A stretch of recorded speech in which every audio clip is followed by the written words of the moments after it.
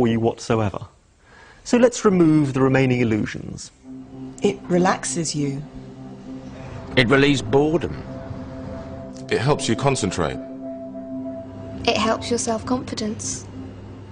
Let's look at these arguments one by one.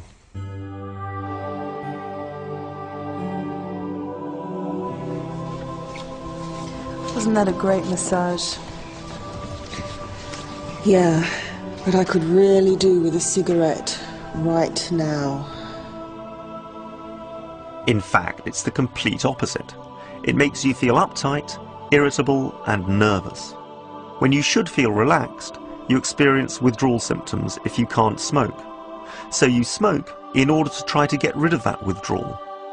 In fact, you smoke in order to feel as relaxed as a non-smoker, who of course never suffers the withdrawal in the first place. Get it clearly into your mind. The cigarette does not relieve the panic feeling, it causes it.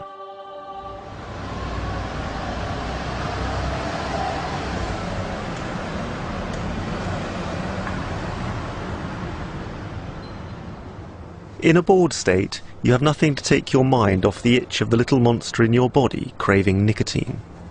So you feel the need to scratch it. But scratching the itch doesn't relieve the boredom. When you're smoking, you're hardly thinking, "This is fascinating," are you? We're so obsessed with smoking, and it takes up so much of our time, that we often neglect activities which are genuinely stimulating. In fact, the lethargy and apathy which result from smoking are primary causes of boredom.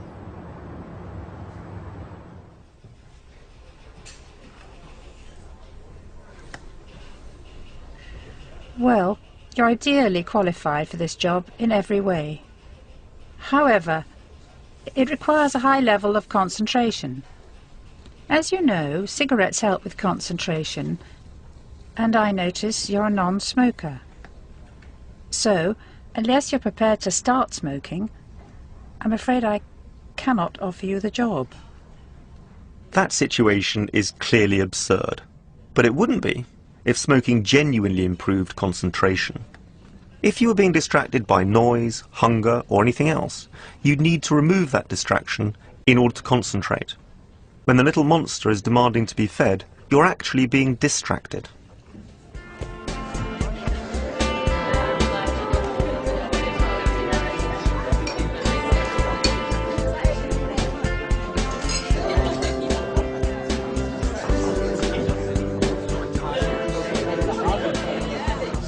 You're permanently more anxious as a smoker because you have the little monster demanding its fix.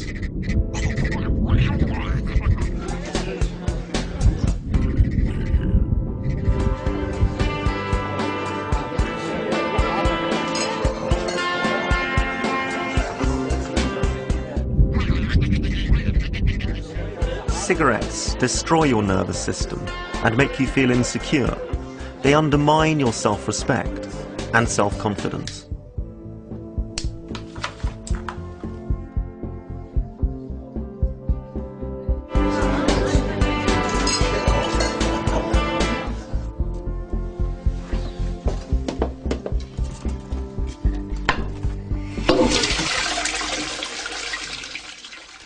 Once your body has stopped withdrawing from nicotine and the brainwashing has been removed, you'll be more relaxed, less bored, better able to concentrate, and have more self-confidence.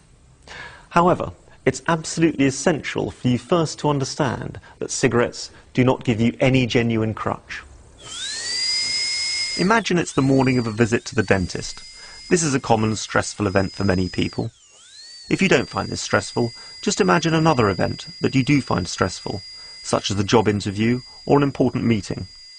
We're going to analyse the stress levels of a smoker, Jack, and a non-smoker, Ian, under these circumstances. For convenience, we will assume that they both feel equally stressed about the visit to the dentist, and we will ignore all other stresses in their lives. We will assume that their lives are identical in all ways, apart from the fact that one smokes and the other does not.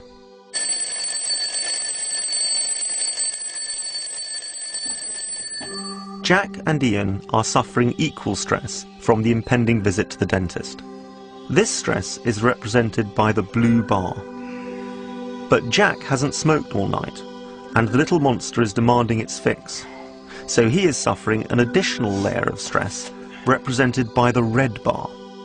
Jack doesn't realise he has this extra stress caused by smoking. On the contrary, he believes that smoking relieves stress. When he lights up, he partially relieves the stress of the nicotine withdrawal. They're not allowed to smoke at the dentist. This doesn't bother Ian, but it does bother Jack, as he can no longer feed the little monster. The checkup goes fine for both Jack and Ian, and the stress they were suffering because of it has gone. But Jack's little monster is demanding its fix, so he's still uptight.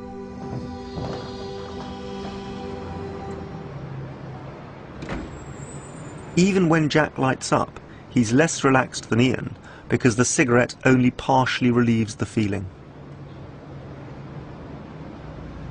Be clear that the stress meter is merely meant to illustrate that the little monster will cause smokers to be more stressed and less relaxed at all times than if they were non-smokers.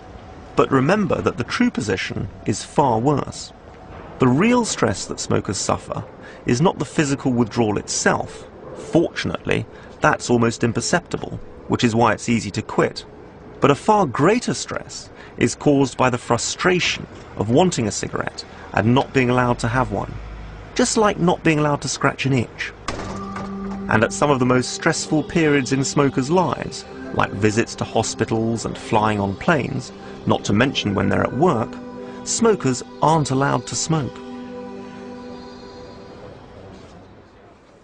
Also bear in mind that the general level of stress is increasingly being raised by the other disadvantages of smoking, such as the effects on your physical and mental well-being.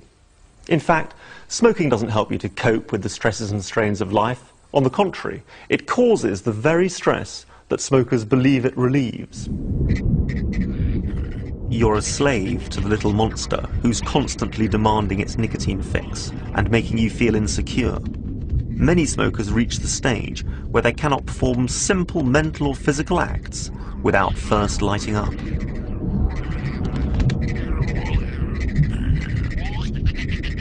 The physical addiction has confirmed the illusions of the brainwashing. We believe we can't cope with life or enjoy life without cigarettes. The truth is that the only pleasure you get when you light up is to feel as relaxed as a non-smoker. Because you do feel better when you light up, you're fooled into believing that you get a genuine pleasure or crutch. Think of that panic feeling when you're getting low on cigarettes. Non-smokers don't suffer that feeling. It's the drug leaving the body that causes it. See it as it really is. The cigarette doesn't relieve the empty feeling. The first cigarette started it, and each subsequent cigarette has simply perpetuated it. So you've fallen into the trap of nicotine addiction.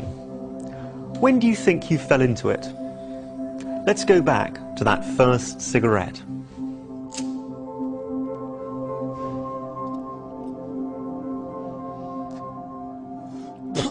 As long as you weren't enjoying it, you thought, I won't get hooked. But you were hooked long before you realized.